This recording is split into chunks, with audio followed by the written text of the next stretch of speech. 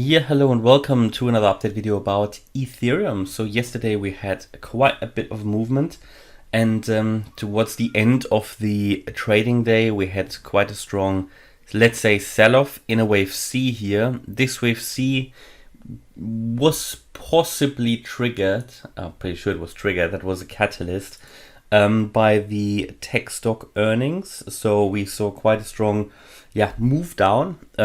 As you know, we said this will probably happen anyway.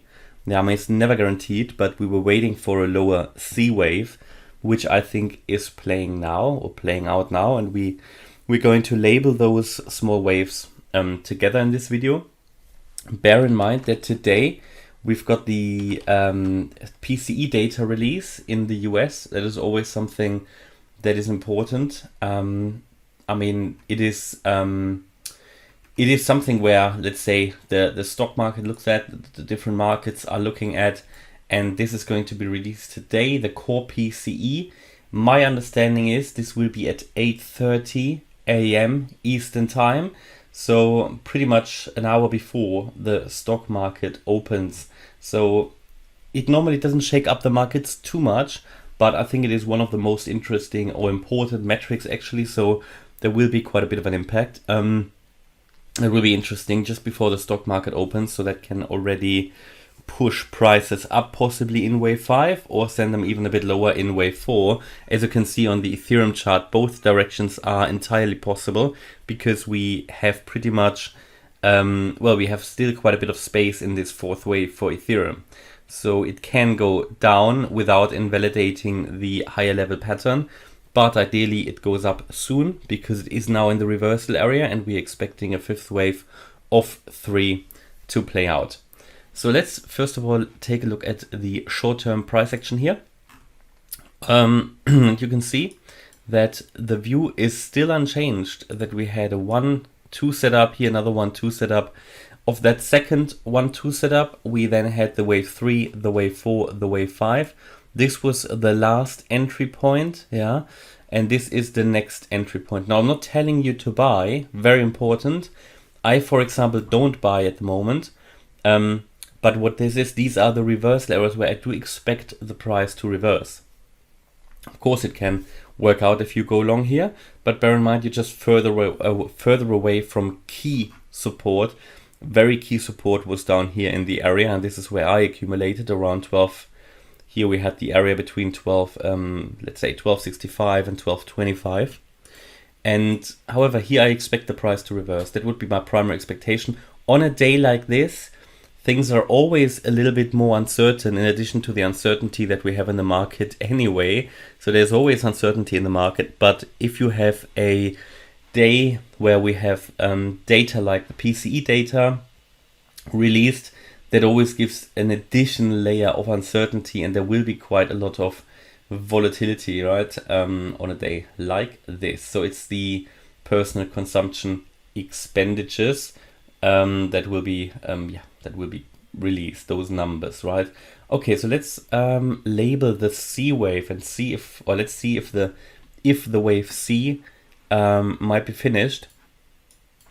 So A and B are not very interesting, but there's two ways of drawing it. First way is to see the wave A here. Next way is to see it here. It doesn't really make a difference. What we want to know is, is wave C exhausted or not? And of course it can go down lower then, but it just is important to understand what do we need, what is sort of the minimum expectation for the C wave, because the C wave itself, do we have the 5 waves that we need? Because a wave C would give us 5 waves, or do we need another low? Okay, so let's unpack here the Elliott Wave tool, and I would say we had a wave 1 here. Yeah, that was quite an impulsive move to the downside. Then we had a wave 2 here with a peak at around 15,066. Then we had a third wave that came down very strongly down to 1510. Yeah. And then a fourth wave to the upside. And, well, we have 5 waves down, which means we have fulfilled the minimum requirements. Therefore, we need to be on the lookout if wave 5 could now be ready. Very important, and that gives us already a good indication if this wave C is finished. Very important is this red wave 4. That's here at 1525. If we move above 1525, for me that would be a good indication that this C wave is already done. That is sort of the key level that can be put at this at this price level to determine if wave 4 is done in white. Yeah, because if we break above that level now, it would be a strong indication that it's done. Let us identify other ways, or let's calculate the target in different ways, because you can calculate the target by taking the length of the A wave and by adding it to the beginning of the C wave, and that would give us one key target, which is $1490, $1,490. That would be a very likely target, and the move to the upside, which is currently happening, looks rather corrective to me. So there could be one more leg down. Yeah, there could be one more leg down, even though minimum requirements are complete. But based on the Fibonacci extensions and based on the situation that, well, we haven't broken wave 4 yet, the high, and the move up looks a bit corrective. I think there could be something else coming still. One more way to calculate is to take the length of the small wave 1 here and to add it to the high of the wave 4. That gives us a target of 1482, so it's pretty close. Yeah. Another way of calculating target would be to take the length of the third wave and look at the retracements. So we just take the length of the third wave and the key retracement level here as well. Look at the confluence, it gives us 4081. So yeah, I think a current expectation for me would be one more low. Let's see if we get it.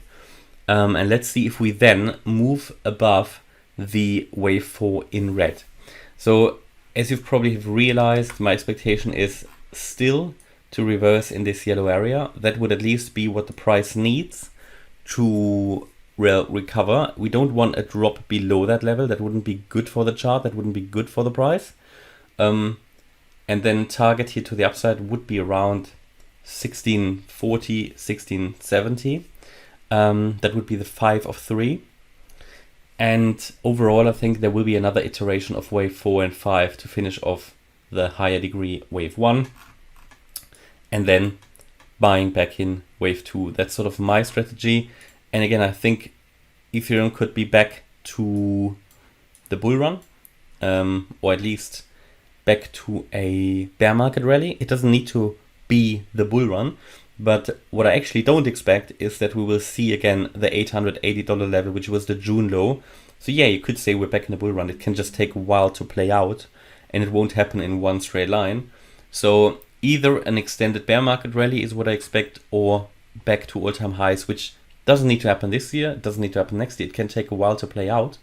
For example, if we get this 1-2 setup, this can take months to play out. Or even if we see those 5 waves in wave 3 complete, then we'll get a wave 4 and a wave 5 up. Might not take us to new all-time highs. And then you have a very, very long wave 2 again. So, this is how we understand it could work out. And just be ready for volatile movement today. Generally, higher prices still expected. All a bit uncertain on days like these. And the wave C to the downside nearly exhausted. Okay, that's my update about Ethereum. I hope you liked the update. If you did, please hit the like button, leave a comment and subscribe. And if you really like the content, please check out the channel membership. Thanks a lot for watching. Bye bye.